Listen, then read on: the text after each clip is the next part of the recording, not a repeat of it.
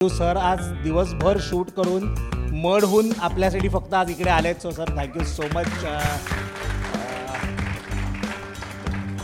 पूर्वी sir traffic इतकं कमी होतं, सलमान खान मुलींना फिरायला तिकडे घेऊन जायचे.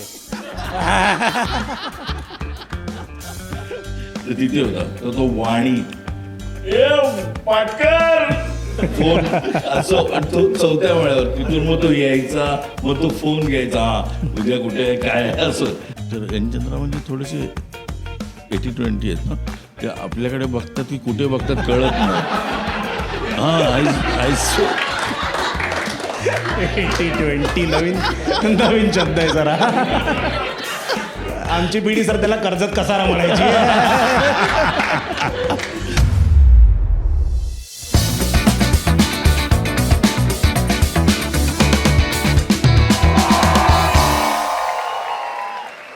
रेडी आहात?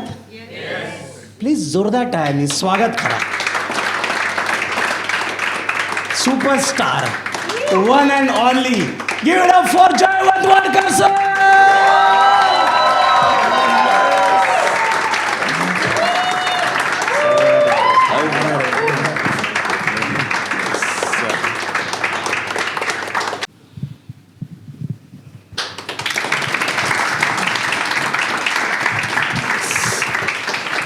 सर आधी तर खूप खूप थँक्यू सर. आज दिवसभर शूट करून मढहून आपल्यासाठी फक्त आज इकडे आलेत. So sir thank you so much.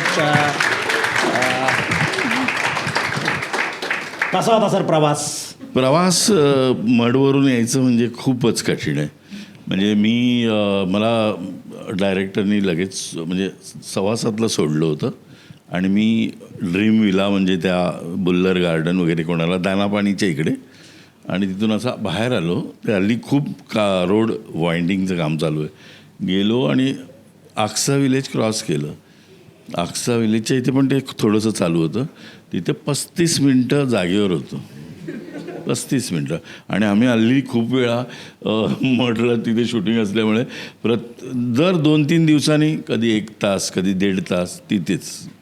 त्यामुळे तेवढा वेळ थांबलो होतो आणि मग नंतर नशीब लवकर सोडल्यामुळे मी पटकन आलो. पूर्वी सर ट्रॅफिक इतकं कमी होतं, सलमान खान मुलींना फिरायला तिकडे घेऊन जायचे. तर लोक तिकडे गेले की तिकडेच राहतात. बट सर खूप असं एकदम सरियल आपण म्हणून असं वाटतंय की तुम्ही आज शोवरती आलाय. कारण वाडकर सरांचं काम ना, मला असं वाटतं पहिला पिक्चर जो मी बघितला होता ना त्याच्यापासून वाडकर सर होते. पहिला पिक्चर 1, 2, 3, 4, 5, 6, 7 पहिलं गाणं हे लक्षात आहे ते. आणि सर तेजाबपासून सुरुवात झाली. सर एक प्रश्न आहे सर की नॉर्मली ना लोक मराठीमध्ये खूप मोठे होतात आणि मग हिंदीत ब्रेक मिळतो. तुमचा तेजाबसारखा असा मोठा पिक्चर हा पहिला होता. सो ती काय बॅक स्टोरी की तो रोल कसा मिळाला, किंवा आता तुम्ही थिएटरमध्ये वगैरे खूप ॲक्टिव्ह होता? बॅक स्टोरी म्हणजे ॲक्च्युली एन चंद्रा म्हणजे चंद्रकांत नार्वेकर, त्यांची वाईफ आपल्या म्हणजे गिरगावातली, आणि तिचा भाऊ जो होता तो आमचा मित्र होता कॉलेजमधला. तर त्याने आम्हाला ॲक्च्युली प्रतिघातसाठी बोलवलेलं. प्रतिघात जी पिक्चर होती एन चंद्राची, त्यामध्ये सुद्धा कॉलेजची मुलं होती. तर त्यात बोलवलेलं. पण आपलं आजही माझं थिएटर हे प्रेम आहे, आणि जर थिएटर नसेल ना तर काही नाही आयुष्यात. तर त्या थिएटरसाठी आम्ही म्हणालो नाही, मी आणि विजय पाटकर म्हणालो नाही काय आम्ही नाही येणार. म्हटलं आमचं शो आहे, तसं आहे तसं आहे. बट ते नाही गेलं. मग तेजाबच्या वेळी पुन्हा एकदा बोलावलं त्यांनी. मग आम्ही तेव्हा ॲडजस्ट होत होतं, आणि त्यावेळी तर मोबाईल नव्हतेच माहिती आहे. म्हणजे तुम्हाला खोटं वाटेल, पाटकर म्हणजे माझ्याकडे सुदैवानं फोन होता लँडफोन, पाटकरकडे लँडफोनसुद्धा नव्हता. आणि पाटकरला म्हणजे तो BITचा इथं राहायचा, शालिमार हॉटेल जे आहे आपलं भेंडी बाजारचं, ते जे ती BITचा आता खूप मोठे टॉवर्स झाले, तर तिथे होता. तर तो वाणी पाटकर फोन असं, आणि तो चौथ्या वेळावर तिथून मग तो यायचा, मग तो फोन घ्यायचा, हां उद्या कुठे आहे काय असं सगळं होतं. तर आम्हाला बोलवलं, आम्ही गेलो. इट्स अ फॅन्टॅस्टिक किस्सा. आणि आमचा दीनानाथला प्रयोग होता मुंबईचा, तो केला. आणि आम्ही दोघं बाईक घेऊन आम्ही पोचलो मेहबूब स्टुडिओ एवढा मोठा. आणि तिथे पॅरेलाल हे मिक्सिंग करत होते 1, 2, 3, 4 गाण्याचं. आणि आम्ही आपले तर एन चंद्रा म्हणजे थोडेसे 80-20 आहेत ना, ते आपल्याकडे बघतात की कुठे बघतात कळत नाही. हां, आईस 80-20 नवीन नवीन शब्द आहे जरा. आमची पिढी सर त्याला कर्जत कसारा म्हणायची. तर ते असं बघितलं आम्हाला. हां, बसा बसा. आम्ही आपलं बसलो, इथे 2 मुली बसल्यात, एक जिचे आई वगैरे असे बसले तिथे, आणि ते मिक्सिंग करत होते पॅरेलाल, आणि 100पेक्षा जास्त वाजवणारे आतमध्ये त्या स्टुडिओत, आणि ते चालू होतं 1 2 3 4 टांग. ते cut cut cut cut cut ते म्हणाले, आणि म्हणाले अरे मंदार, तू 2 म्हणजे चाट्या असतात त्या कमी वाजवल्यात. आला मी आणि पाटकर असं बघितलं. म्हणजे एवढ्या लोकांमधून मंदारला सांगणं पॅरेलाल म्हणजे काय कान असेल, आय स्वेअर. आणि पाटकरला तर जास्त करणं, पाटकर इथ विथ म्युझिक ऑल्सो, त्याला म्युझिकचा खूप चांगला सेन्स आहे, सगळा डान्सचा पण. त्यामुळे वाड्या यार कमाल आहे यार, कसं काय असं सगळं झालं. मग ते आले, मग मला म्हणाले की अरे उद्या आपल्याला, आणि मोबाईल नाही ना, ते म्हणाले की उद्या आपलं बेलाट पियर तिकडे शूटिंग आहे त्या इराण्याकडे. ते इराणी तो होता, आता पण आहे, पण कॅफे ब्रिटानिया. मला वाटतं सर आता ते पुणेरी झालेत ना, 1-2 तासच चालवतात.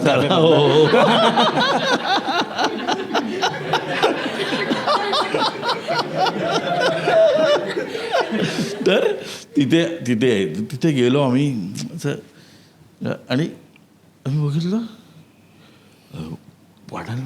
पाट्या, अरे हीच मुलगी होती ना, ती माधुरी दीक्षित होती. म्हणजे त्या मुली एकदम नॉर्मल असे.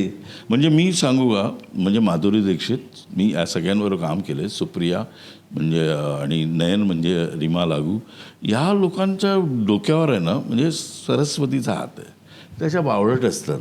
आणि वेन यू गेटअपमध्ये आल्यानंतर जो काय चेंज होतो त्यांच्यामध्ये, इज अमेझिंग. म्हणजे असे ॲक्टर्स आता कोणीच नाही आहेत, ॲक्ट्रेस पण नाही आहेत, की इतका चांगला सहवास, चांगलं आणि नेहमीच. आणि एक किस्सा सांगतो त्यातला. मी VRS घेतली होती नेमकी 2000 साली. ज्यावेळी VRS घेतली त्यावेळी रीमा आमच्याकडे घरी नेहमीच येणं जाणं असतं सगळ्यांचं, तर ती आली होती. तर मी म्हटलं VRS घेतली. काय, कोणती गाडी घेतलीस तू? म्हणजे एवढ्या वावळट. आणि तो किस्सा मी सगळ्यांना सांगितला, आणि सगळेजण तिला एवढंच छळलं इंडस्ट्रीनी. ती मला, वाड्या तू का सांगितलंस? अरे म्हटलं ठीक आहे का. पण खरंच ह्या अशा माधुरी तर ग्रेटच आहे, प्रश्नच नाही. आणि अशी ती फिल्म मिळाली आम्हाला.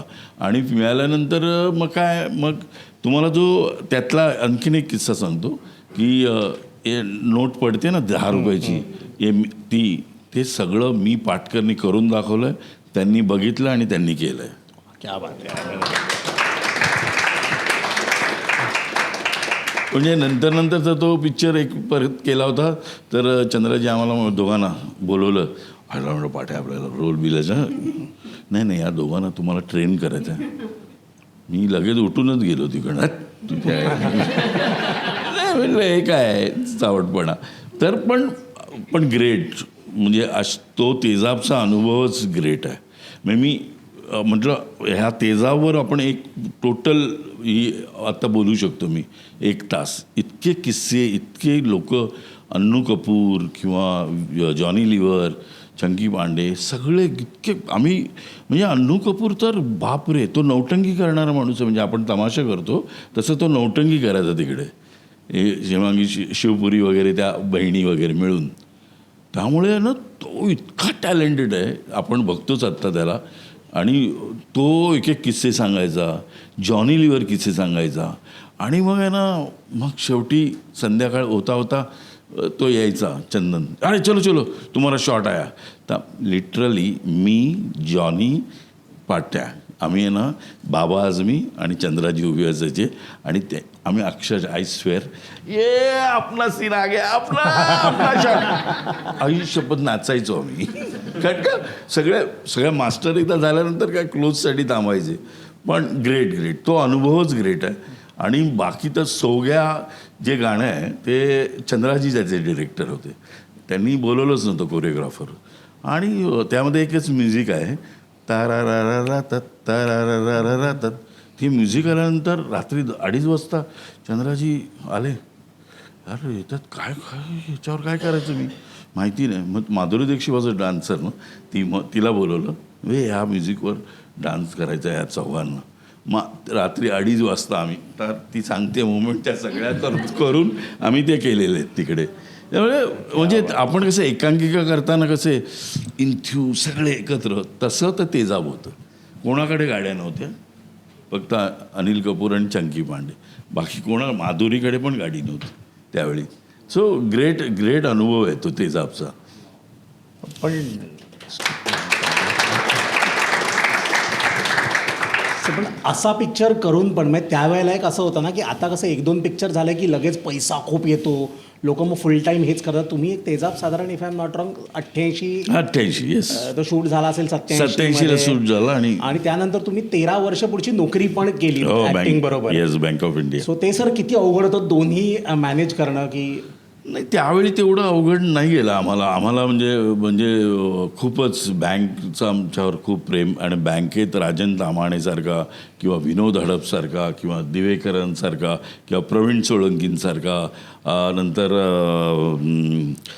आणखीन एक गुजराती डिरेक्टर आहे, तो आमच्या बँकेत होता. ही खूप दिग्गज लोकं होती आणि त्यांच्याबरोबर काम करणं, त्यांच्याबरोबर शिकणं हळूहळू. म्हणजे I am not a actor at all. कारण मी क्रिकेटर होतो छानपैकी. मी 14 वर्षाचा, म्हणजे ते टेरसी चालायचं आपल्या हिंदू जिमखान्यात, त्या टेरसीमध्ये मी खेळायचो. विनू वंकट वॉज माय कोच आणि सुनील गावस्कर यायचे नेट प्रॅक्टिसला. त्यावेळी मला विनू वंकट सांगायचे जाके उधर बॉलिंग डालो उनको. आणि मी 14 वर्षाचा होतो. मी त्यावेळी स्पिनर आणि ऑलराऊंडर होतो, स्पिन टाकायचो. त्यावेळी आत्ता जे आता नकल बॉल वगैरे म्हणतो ना आपण, ऐकतो आता, जर त्यावेळी मी ते फ्लोटर टाकायचो त्यावेळी. सो त्यानंतर मी कॉलेजला आलो. कॉलेजमध्ये आलो इंटर कॉलेजिएट, बैरोजी राणी माय कॅप्टन आणि दिलीप वेंगसरकर, रवी शास्त्री या सगळ्यांबरोबर खेळलो आम्ही अगेन्स्ट, कळलं. आणि नंतर मी ज्यावेळी बँकेत आलो, बँकेत मी खेळायला लागलो बँकेत सुद्धा. Anil Deshpande was a captain आणि बाकी सगळे बुद्धी कुंदरन वगैरे सगळे लोक आमच्या बँकेमध्ये. आणि मला आठवतं की मी F डिव्हिजनला खेळलो होतो आणि F डिव्हिजनला आजही रेकॉर्ड आहे 8 रनमध्ये 5 विकेट. आणि मला असं वाटतं मी जर ॲक्टर नसतो झालो तर नक्कीच क्रिकेटर असतो. आज मी कुठच्या तरी टीमचा कोच असतो छानपैकी. आता कळलं सरकारी बँकेत कामं लेट का होतात. नाही अर्धे ॲक्टिंग करतायत, अर्धे क्रिकेट खेळतात. नो पण आमच्या वेळी खरंच सांगतो, प्रत्येक डिपार्टमेंटमध्ये मुंबई मेन ब्रांचमध्ये जर 50 लोक असतील तर 10 लोक ही एक्स्ट्रा होती. म्हणजे काही असं डोक्यानी क्रॅक थोडी झालेली किंवा अशी लोक. एक जण आता बघतोय फक्त, आय स्वेअर, एक जण होता तो फक्त बाईकडेच बघायचा. अशी 10 लोक प्रत्येक डिपार्टमेंटमध्ये एक्स्ट्रा होती. त्यातली बाकी स्पोर्ट्समन सगळे. आमच्याकडे ते स्पोर्ट्स एक हे होती की त्यामध्ये आम्ही पण क्रिकेटर घेणं किंवा कबड्डीवाले घेणं हे सगळं आमच्याकडे होतं. पण आम्हालासुद्धा तसंच घेतलं होतं. पण मी सुदैवानं एक्झाम देऊन आलो होतो. हां, BSRची आणि स्टेट बँक दोन्ही, त्या पास झालो होतो मी. पण मी बँक ऑफ इंडियात पहिल्यापासून होतो, पार्ट टाईम होतो मी 5 वर्ष. त्यावेळी माझा PFसुद्धा कट होत होता. 167 रुपये पहिला पगार होता. तो नंतर मी ज्यावेळी सोडलं पार्ट टाईम म्हणून फुल टाईम झालो तो जवळजवळ 500च्या वर होता पगार मला. आणि त्या जोरावर आणि इतकं क्रिकेटर असल्यामुळे ना एवढ्या गोष्टी त्या हळूहळू यायला लागल्या. मग हळूहळू क्रिकेट बाजूला गेलं ते पुळेकरांमुळे. सतीश पुळेकर इज माय गुरु. आणि कॉलेजमध्ये आपण जातो त्यावेळी काय आपल्याला हे पण करायचं आहे, ते पण करायचं, वक्तृत्व स्पर्धा, ही स्पर्धा, सगळ्यात भाग घ्यायचा. ते मी पहिलं काम माझं तिथे राजीव जोशीची एकांकिका होती आणि त्यामध्ये प्लॅनचेट नावाची एकांकिका आहे त्याची. त्या एकांकिकेत मी काम केलं होतं. आणि काही नाही, हाफ पॅन्ट आणि ते म्हणजे स्मशानातला माणूस असतो, 3 बोटं ठेवली होती फक्त बस त्या ग्लासावर. ते प्लॅनचेटमधून ते आत्मे बोलवायचे. बस एवढं माझं पहिलं काम. उत्साह ना, हे सगळं करायचं आहे. मग हळूहळू ज्यावेळी पुळेकर आल्यानंतर सगळंच चेंज झालं. मग त्याने सगळंच म्हणजे खूप ग्रेट गोष्ट आहे की असा डिरेक्टर, असा माणूस आपल्या आयुष्यात येणं. मला असं वाटतं की आता तेवढे चांगले डिरेक्टर नाही आहेत, की आता जेवढी पण कॉलेजची मुलं असतात तेवढा चांगले डिरेक्टर्स नाही आहेत जे पुळेकर करायचं. म्हणजे आम्ही काही न करता आमच्याकडून वर्कशॉप म्हणजे आपोआप व्हायचं. म्हणजे आजही मी घरून निघायच्या आधीसुद्धा हे सगळं करून जातो. आजही मी पोचल्यानंतर मेकअप झाल्यानंतर थोडीशी वॉर्मअप करतो बॉडी. हे सगळं पुळेकरने शिकवलं. हे चाल बदलली आहे ना, आज चाला ना आता तसं नाही. त्यांनी आम्हाला कम्प्लीट हे असे त्यावेळी तर आपल्या कॉलेजच्या अगदी लाकडी ना त्या चेअर द्यायच्या आणि असं चालायचं ती घेऊन, असं की तुमची चाल आहे ना ती परफेक्ट होते. आणि तुम्ही बघाल ना माझं कधी पण हाच पाय येणार, लेफ्टच येणार इथे जाताना, कधी असा नाही येणार. माझ्या ढोंगण नाही दाखवायचं. अरे तो फेकून मारायचा पुळेकर चप्पल फेकून मारायचा. आयुष्यभर ग्रेट तो. त्याच्यामुळे म्हणजे आणि माझ्या 2 मित्रांनी, प्रदीप पटवर्धन आणि विजय पाटकर, यांच्यामुळे मी घडलो. नंतर म्हणजे पाटकर डिरेक्टर झाला, हर्ष शिवशरण डिरेक्टर झाला. पुळेकरला आपण कॉलेजमध्ये असलो की पुळेकरला सोडलं आम्ही, मग आम्ही कळलं, आम्ही मग अत्रंग थिएटर काढलं वगैरे खूप काही गमती जमती. पण खरंच सांगतो, पुळेकर नसता तर मी आज इथे नसतो, तर क्रिकेटरच असतो. पण खरंच असा एक म्हणजे काय म्हणतो मास्तर मिळायला पाहिजे. आता मी सगळ्यांना सांगतो, आता फक्त मास्तर 3-4 उरले. त्यात चंद्रकांत कुलकर्णी, अतुल पेठे आणि वामन केंद्रे. तुम्हाला जर काय त्यांच्याकडे काही जाऊन जॉईन करायचं, ते नुसतं बसायचं त्यांचं, ते नुसतं ऐकलं तरी खूप आहे. तुम्हाला खूप काही शिकायला मिळतं. आणि आता मास्तरच नाही राहिलेत ना. सर तुमच्या वेळेला काय ना, कामात लोकांचं लक्ष असायचं. आमची पिढीने तर रील बघण्यात फुकट गेले. हो, रील माझं आत्ता अजून रिकव्हरी नाही झाली आहे. माझं इन्स्टा परवा हॅक झालं आहे. हो सर, तुम्ही ते काहीतरी बाईचा टाकत होता की माझे फायनान्स गुरु आहे, मी 5,000 टाकले, 5 लाख कमवले. मी तुम्हाला सर मेसेज करणार होतो, माझे पण घ्या 10,000 सर. एक सांगायचं, सरांचा मदत करायचा जो स्वभाव आहे ना, तो मी फर्स्ट हँड अनुभवला आहे. मी स्टँडअपला सुरुवात केली साधारण 2015 मराठीत मी करायला लागलो 2017 2019 मला तारीख पण आठवते आहे. 30 सप्टेंबर 2019 विजू खोटे सर त्या दिवशी वारले होते. आणि त्या दिवशी इव्हेंट होता, एक अवॉर्ड फंक्शन होतं. आणि ना आम्हाला खूप लवकर बोलवलं, असं 7 वाजता वगैरे. आणि आम्हाला ना बॅकस्टेज एका छोट्या खोलीत बसवून ठेवलं. पुष्कर श्रोत्री होस्ट होते, ते पार्ल्यातले, त्याच्यामुळे ओळख होती त्यांच्याशी. बाकी मला माहिती नाही आहे पुढे कोण बसलं आहे ऑडियन्समध्ये. हां, आणि ना मनीषा इंगळे मॅडम होत्या, त्या मिलिंद इंगळे सर त्यांच्या मिसेस, त्यांना मला कमीत कमी 10 वेळा येऊन विचारून गेल्या, पॉलिटिकल काही नाही आहे ना, कंट्रोवर्शियल काही नाही आहे ना. एका म्हटलं, मी त्यांना विचारलं करायचं आहे का, म्हटलं इतक्या वेळा सांगता. त्यामुळे अजिबात नाही करायचं. ठीक आहे. आणि ना काहीतरी पहिले कार्यक्रम डिले होत गेले, त्यामुळे मी स्टेजवर चढलो 10:30 वाजता. आणि स्टेजवर गेल्यावर मी बघतोय समोर सर बसले त्या टेबलवर. अशोक शिंदे सर बसलेत, सचिन पिळगावकर, सुप्रिया दाई, अशोक सराफ सर, निवेदिता जोशी, आणि सगळे फुल स्टारकास्ट बसले. आणि पहिली तर बोबडी तिकडेच वळली. कसं बसं आपलं काहीतरी झालं, ते 4च लोक हसत होते, त्यात सर एक होते. आणि नंतर बॅकस्टेज गेलं, ते फोन नॉर्मली फ्लाईट मोडवर असतो शोच्यामध्ये मी टाकला आणि बघितलं की Jaywant Wadkar tag on Facebook. आणि मग सरांनी फोटो काढून टाकला की धमाल स्टँडअप कॉमेडी शो. म्हणजे तो पहिला असा माझा होता की कोणत्या तरी सेलिब्रिटीने आपलं काम ॲक्नॉलेज केलं. तर थँक्यू त्याच्यासाठी खूप. कारण आणि ना सर तेव्हापासून त्यांनी माझा नंबर घेतला. आणि मला ऑलरेडी घाम फुटला होता आतून की बोलणार काय. आणि त्याच दिवशीपासून दरवर्षी माझ्या वाढदिवसाला सरांचा फोन येतो. ते फोन करून विश करतात. हल्ली सगळे व्हॉट्सॲपवरती, भावंड पण व्हॉट्सॲपवर विश करतात, सर फोन करून विश करतात. आणि आता असं झालं, ते रिच्युअल झालं. त्यांचा जोपर्यंत फोन येत नाही तोपर्यंत बड्डे सुरू झाल्यावर का वाटत नाही. त्याच्यामुळे सर थँक्यू सो मच. नाही म्हणजे आता किती मोठा ॲक्टर असू दे, तो दुपारपर्यंत माझा फोन नाही गेला, समजा मी कुठे बिझी असेल, तो फोन करतो, वाड्या तुझा फोन नाही ना, तू फोन कर. अरे बाबा मी बिझी आहे, मी करतो. म्हटलं डोंट वरी. पण मला असं वाटतं ना की हे आपण सगळ्यांनीच केलं पाहिजे. असं मला वाटतं की काय मेसेज काय करायचं ना, एक फोनला किती वेळ लागतो ना. तर मला ही बँकेमध्ये आमच्या अगेनही बँकेत सवय लागली. बँकेमध्ये आम्ही लोक 10-10 रुपये काढायचो. किती? 10 रुपीज. पगाराचं 5%. 10 रुपीज.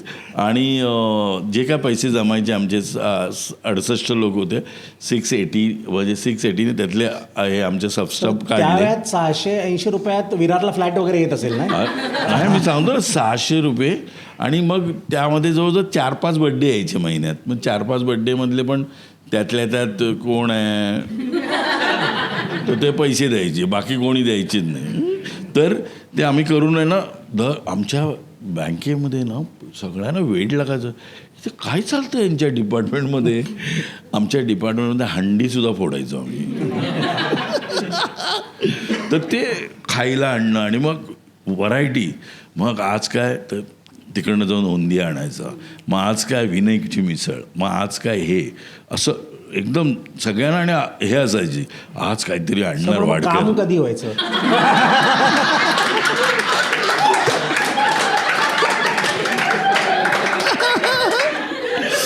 नाही पण अपार्ट फ्रॉम काम म्हणजे पहिले 5 वर्ष काही काम केलंच नाही मी.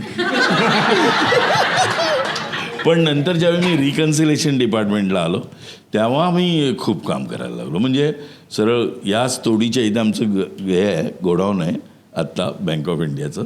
त्या गोडाऊनमध्ये यायचो. माझं टॉवेल सगळं असं एक बॅग ठेवलेली असायची.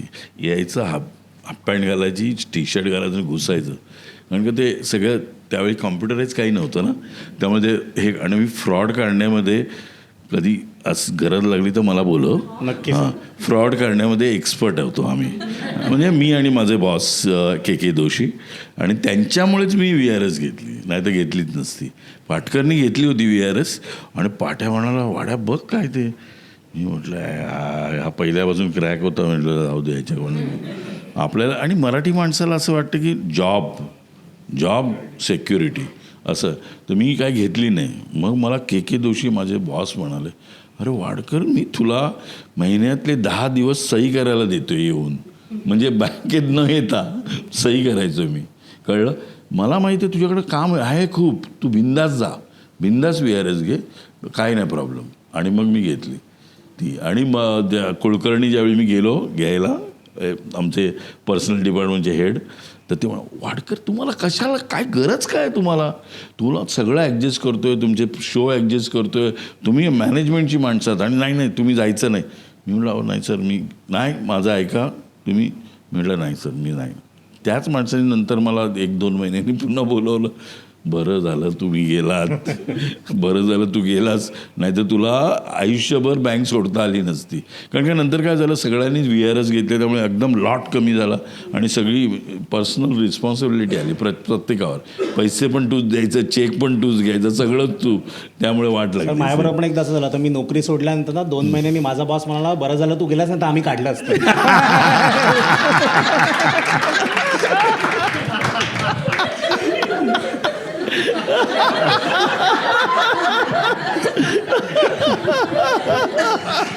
नाही पण बँकेने आम्हाला एवढं दिलं ना आई शपथ. बँक तर कधी बँक ऑफ इंडिया विसरू नाही शकत.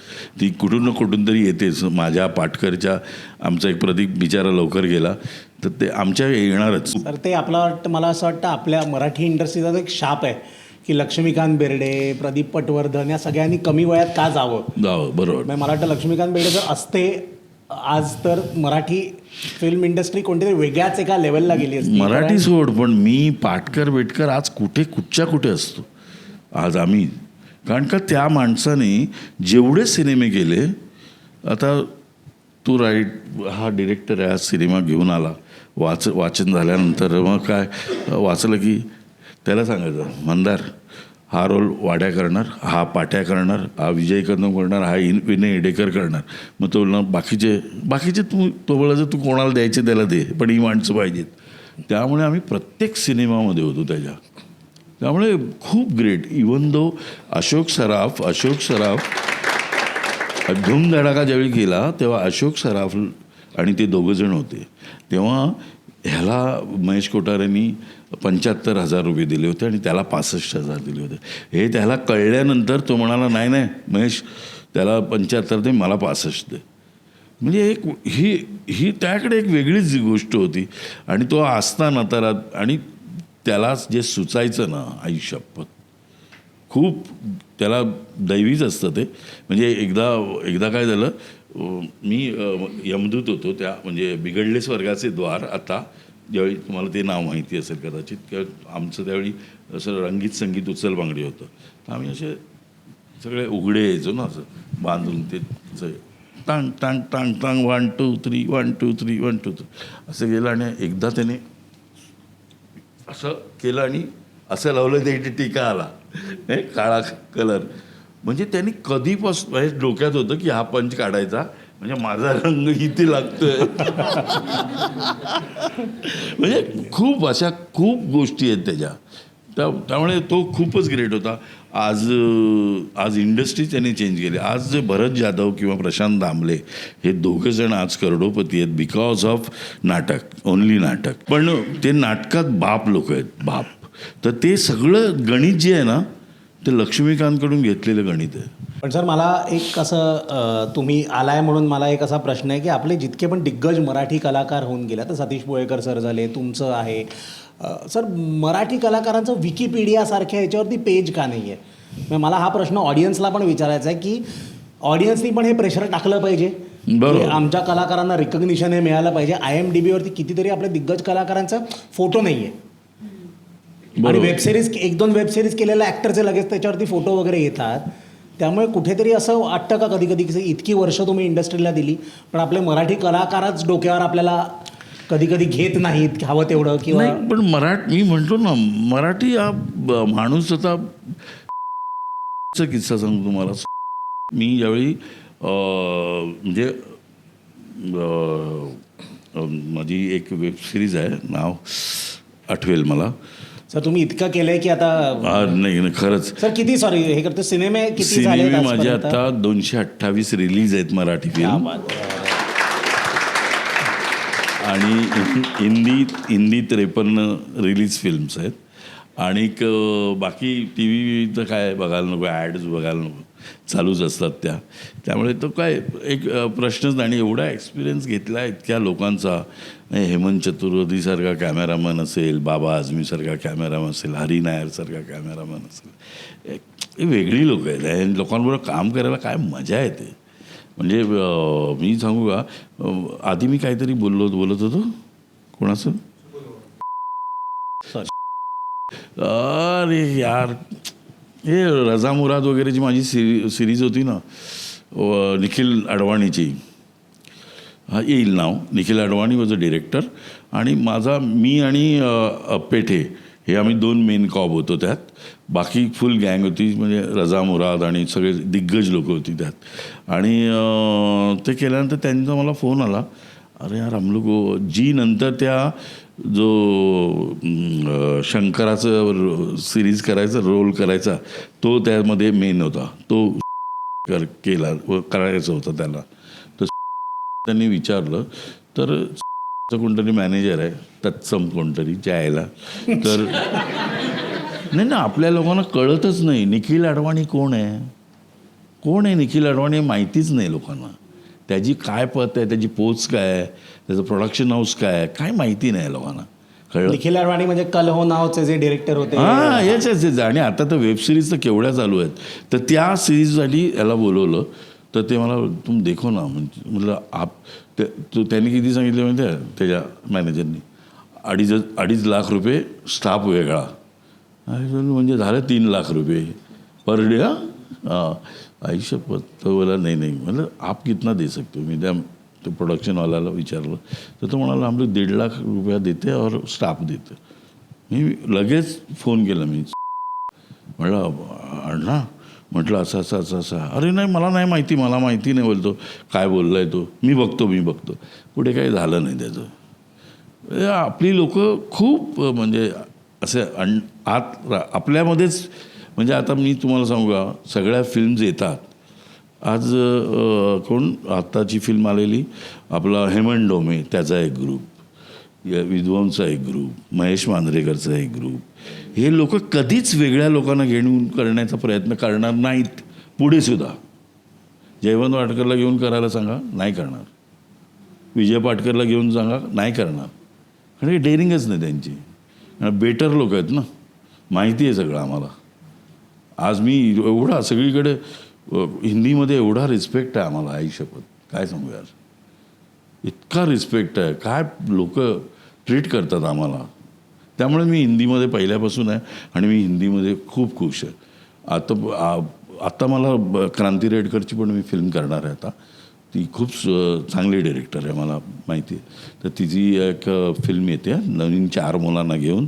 बाकी सोसायटीमधलं एक कपल आहे, त्यात मी एक आहे. तर त्यांनी ते ॲडजस्ट केले डेट्स कम्प्लीट आत्ता या वेबसिरीजचे माझे, कळलं. म्हणजे तुम्ही हेच नाही करत आहे. तू IMD बोललास ना, त्याबद्दल काय कोणाला पडलेलीच नाही. आज मी आहे, सगळे बाकी पाटकर आहे, सगळे आहेत. हे लोक कोण नाहीच आहेत. का नाही आहेत? असायलाच पाहिजे त्यांनी, माझं मत. कारण अनफॉर्च्युनेटली सर असं झालं आहे ना की सतीश पुळेकर इतके चांगले ॲक्टर होते सर, आपल्या नंतरची जी पिढी आहे ना त्यांना माहिती पण नसेल कदाचित. नाही माहिती की प्रदीप पटवर्धन कोण आहेत, हे कोण आहे. तर थोडंसं मला असं वाटतं तर कुठेतरी हवा करणं जे आपण म्हणतो, हाईप करणं ना, ते मला वाटतं आज काळाची गरज आहे. येस. कारण अटेन्शन स्पॅन ना सर 2 सेकंदाचा आहे आता. बरोबर. आमच्या लहानपणी काहीच नव्हतं ना, TV एक हे TV आहे, त्याच्यामुळे त्यावेळेला बघितलेलं सगळं लक्षात आहे, अजूनही ते आठवत आहे. पण या लोकांचे स्वभावच खूप म्हणजे पुळेकर ऑल्सो आज एवढा दिग्गज डिरेक्टर, म्हणजे किती नाटकं पण चांगली चांगली डिरेक्ट केली, पण केवळ स्वभावामुळे आज. पण सर मला असं वाटतं थोडासा एक कलाकार म्हणून विक्षिप्तपणा पण लागतोच ना. नाही लागतो ना. साधं सामान्य माणसासारखे असले तर मग ते कदाचित पुढे जाणार नाही. पण ज्यावेळी तुम्हाला लोकांबरोबर इंटरॅक्ट करायचं आहे, आपल्याला जगायचं आहे, तर तुम्हाला पाहिजे ना सोर्स. 2 मास्क असले पाहिजे, बिझनेसमनचा आणि असलंच पाहिजे, नाहीतर कसं होणार. आता तुला कसं आता मला मी आणि एक तर आपली इकडे ना पैसे किती घेतो हे सांगतच नाही ॲक्टर्स. किती किती किती दिले पर डे किती, ते आहे रे माझं, ते मी सांगतो. बोलत नाही. का नाही बोलायचं? कळू दे ना, दुसऱ्या ॲक्टरला पण कळू दे की तू किती पैसे घेतो, म्हणजे मी किती मागायला पाहिजेत. हे का नाही सांगायचं मला? पण मग कधी कधी असं पण होतं ना की एखाद्याला जास्ती मिळालंय तर मग सगळे बिल त्यालाच भरायला सांगतात. आणखीन एक माझा अतिशय जवळचा माणूस इरफान खान. यार व्हॉट अ मॅन यार. मला गुन्हामध्ये तो भेटला. Amol Shedge was a director, Mahesh Bhatt producer. पण मी कपडे महेश भट सारखेच घातले, मी जीन्स काळा शर्ट, टक्कल फक्त पडायचं बाकी. तो महेश भट पण डिरेक्ट करतोय, मग तो आपला विक्रम भट पण करतोय. असं करून करून त्यांची वाट लागली तिकडे. त्यांचे क्लायमॅक्स चेंज केले वगैरे वगैरे वगैरे झालं. त्याच्यामुळे मला इरफान खान भेटला तिकडे. फर्स्ट काम केलं. आम्ही दोघंच विलन आहोत त्यामध्ये. आणि इतकं ग्रेट ट्युनिंग झालं तेव्हापासून माझं. मग त्यावर मी फुटपाथ केलं, मकबूल केलं, सगळं करत राहिलो. नंतर आम्ही एक सिरीज करणार होतो, म्हणजे शूट केलेली आहे ॲप्लॉजनी, पण ती नाही करू शकलो कारण तो आजारी पडला. म्हणून मग त्या कौलला घेऊन केली. तर पण ती पण नंतर गव्हर्नमेंटनी आपलं गव्हर्नमेंट एक तर नालायक, म्हणजे कोणाबद्दल बोलायला देतच नाही. सर तुमचं ना 40 वर्षांचं ऑलमोस्ट करिअर झालं आहे, माझंच सुरू झालं आहे जस्ट.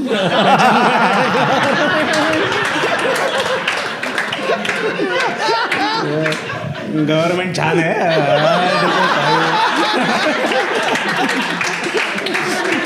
सर आज इंटिग्रिटी हीच तुमच्यात आहे म्हणून लोक ऑडियन्स इतकं तुमच्यावर प्रेम देतं. तर थँक्यू सो मच, तुम्ही आज आमच्याबरोबर वेळ घालवलात. खूप खूप बरं वाटलं. मी थँक्यू म्हणायला शब्द नाही आहेत. मला असं वाटतं की माझ्या वडिलांसारखेच तुम्ही आहात. आणि एक असा किस्सा झाला तर नाटकांच्या ना नाट्यगृहाच्या डेट्स मिळत नव्हत्या. मी आजीबाई जोरात हे नाटक बघायला गेलो आणि मुलांना माझ्या खूप आवडलं. आणि नंतर तिकडे जे नाटकांच्या डेट्स वगैरे मिळणारे काही लोक असतात, सरांनी त्याला बोलवलं आणि त्याला दम भरला की माझ्या मुलासारखा ह्याला जर डेट नाही मिळाल्या तर तुझं काम बंद करीन. आणि त्याच्यानंतर डेट मिळायला लागल्या. त्याच्यामुळे sir thank you so much. Always पण मला असं वाटतं की आपण हे आपली हार्ट जो आहे ते स्वच्छ ठेवायचं. जितकी आपण मदत करू शकतो तेवढी आपण करायची. बाकी प्रत्येकाला प्रॉब्लेम असतात, प्रत्येकाला मंदारला वेगळा प्रॉब्लेम, तुम्हाला वेगळा प्रॉब्लेम असतोच, त्याचा कधी विचार करू नये. आणि स्वामींचा डोक्यावर हात आहे, त्यामुळे आय ब्लेस्ड विथ द स्वामी. आणि जेवढी मदत आम्ही आपल्या सगळ्या ॲक्टरना सांगतो, बघा आपल्याला जास्त पैसे मिळतात ॲक्टर म्हणून, खरंच जास्त पैसे मिळतात, तुम्हाला 25% वाटायचेच आहेत, कोणालाही वाटा. कामवाली बाई निर्मला ताई 30% घेऊन जातात.